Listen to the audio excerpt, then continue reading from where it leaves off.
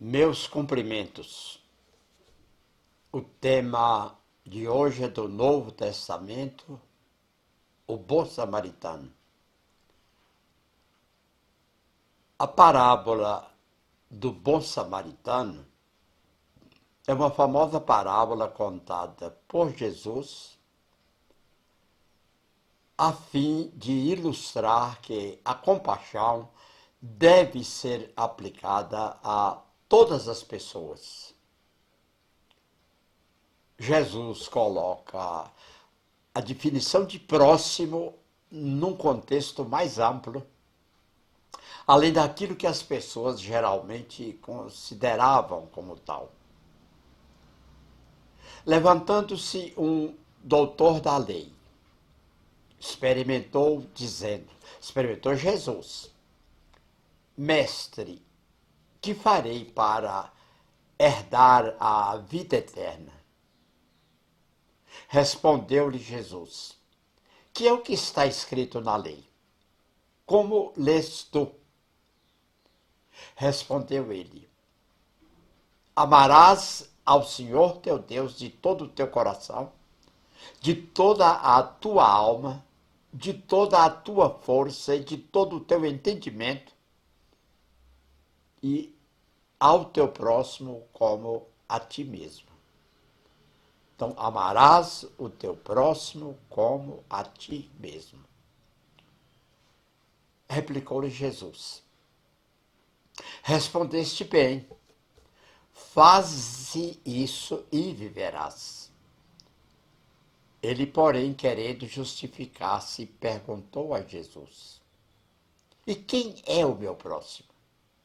Quem é o meu próximo? Prosseguindo, Jesus disse. Aí Jesus conta a história. Um homem descia de Jerusalém a Jericó e caiu nas mãos de ladrões, de assaltantes, que depois de o despirem e espancarem, se retiraram, deixando-o meio morto, semi-morto. Por uma coincidência, descia por aquele caminho um sacerdote. Quando o viu, passou de largo. Do mesmo modo, também um levita, chegando ao lugar e vendo-o, passou de largo. Ele passou do outro lado. Passaram, porque foram dois, o sacerdote e o levita.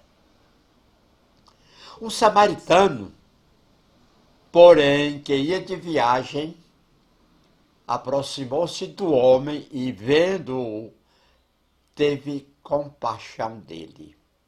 Chegando-se ou aproximando-se, atou-lhe as feridas, deitando nelas azeite e vinho, e pondo sobre o seu animal a sua alimária, levou-o para uma hospedaria, uma estalagem, e tratou-o. No dia seguinte, tirou 2 denários, deu-os ao hospedeiro e disse: trata-o, e quanto gastares a mais ou demais, na volta eu te pagarei.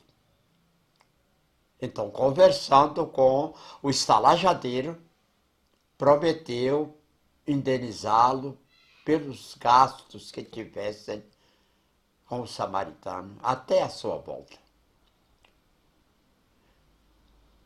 Qual destes te parece ter sido próximo daquele que caiu nas mãos dos salteadores? Perguntou Jesus.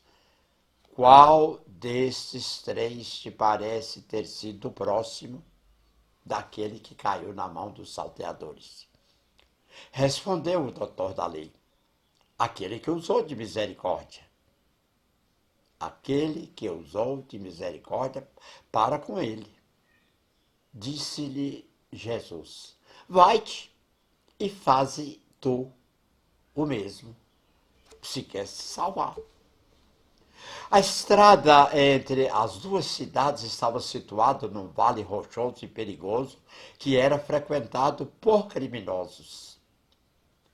Portanto, era um percurso temido por viajantes daquela época.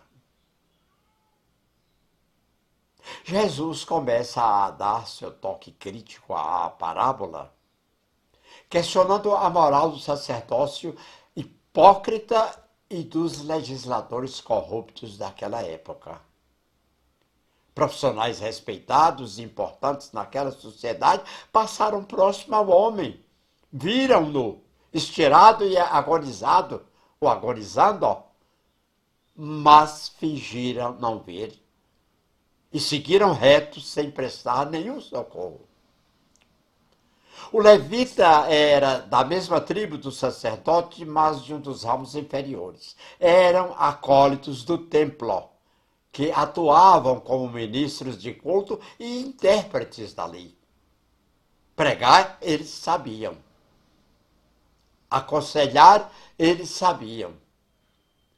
Assim, provavelmente na intenção não só de dar uma lição geral como específica ao doutor da lei, que o interrogou, Jesus apresentou o samaritano como a única pessoa que se dispôs a ajudar aquele judeu indefeso numa estrada solitária e perigosa. O homem que ajudou o pobre necessitado foi exatamente aquele que, pela sua audiência, menos esperava que eu o fizesse, que eu faria. O samaritano era o desprezado da sorte, era o rejeitado. Jesus dá o exemplo de um pobre judeu em apuros, socorrido por um bom samaritano. O samaritano, coitado, caiu nas mãos de ladrões que o deixaram ferido e quase moribundo. Então o pobre judeu, cai nas mãos de ladrões que o deixam ferido e praticamente moribundo. Os que deveriam ser seus amigos o ignoraram e foi atendido por um estrangeiro, um samaritano, da nação que os judeus mais desprezavam e detestavam, com os que não queriam ser tratos.